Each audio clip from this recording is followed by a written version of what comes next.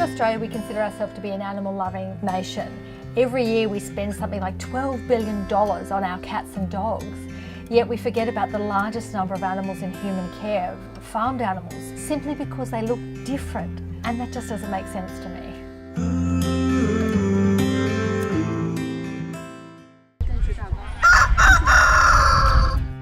My name is Pam Ahern. I'm the founder and director of Edgar's Mission. Edgar Allan Pig is the very, very first pig that I rescued, and I cannot begin to tell you how much I love that pig. The main purpose of Edgar's Mission is to make the world a kinder place for animals. We give sanctuary to farm animals in need, and we advocate for the farm animals that we can't save.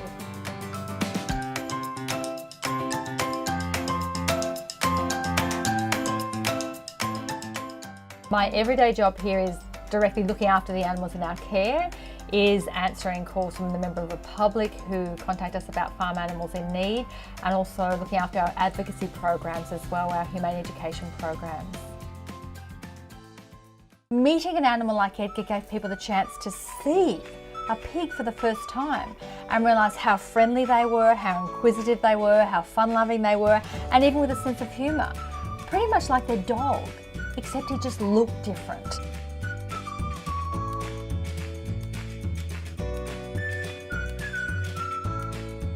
The animals here at Edgar's Mission have an awesome life. They can actually choose who their friends will be, who they don't want to hang with. They can move around. One of the wonderful things about our little chicken village is that everyone has a little house. They know which house that they live in at night. They have numbers inside the door of the house so we can count up at night when we shut the doors to make sure everyone's in there. And sometimes the house might be down a few chickens, but those chickens have gone to sleep with their friends in another house.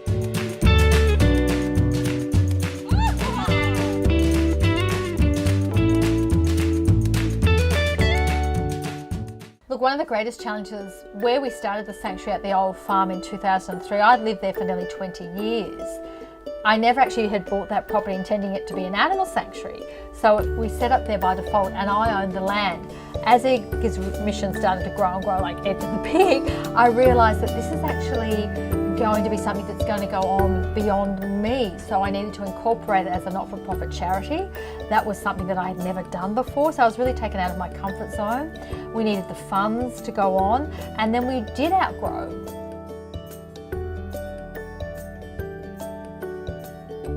A lot of people said I was crazy. They said, you were really crazy. A friend said to me when I told them what I was going to do, because I ended up giving up my full-time paying job to do this, they said, you are absolutely crazy. They said, most businesses go bust in 4 years. I'll give you 12 months maximum. It's nearly 15 years down the track and we're still going strong.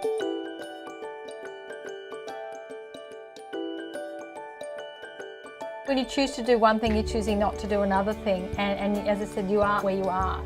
And regret doesn't, it's a wasted emotion. It's a bit like anger. You can get angry about things, but what does it achieve? You know, I have 24 hours in the day and I want to maximise those days for positive things, not regret.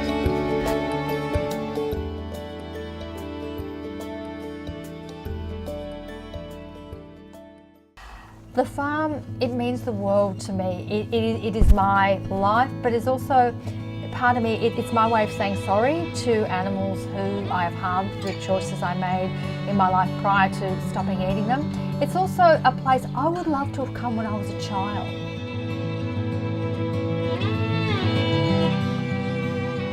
We often think that we're rescuing animals and we're making their lives better, but I also think when we rescue animals, we're rescuing ourselves because we've become better human beings, and being kind and good makes us whole.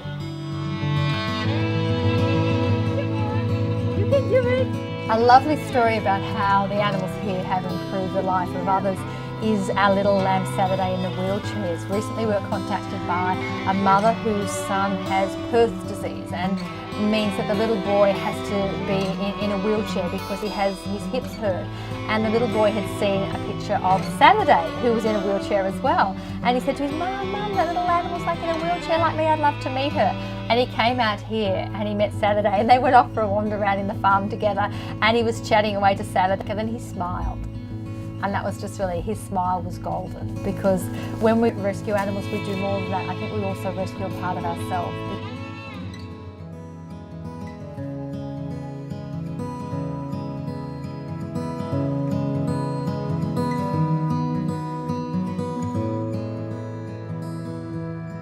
And I can't tell people what to do. I've got no authority to tell people what to do.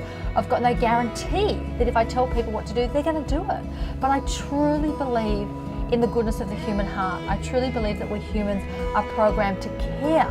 We've just become so disconnected between the actions we make and how they impact upon animals. Giving people a chance to meet these animals, to learn what their lives are really like, that's when change will happen.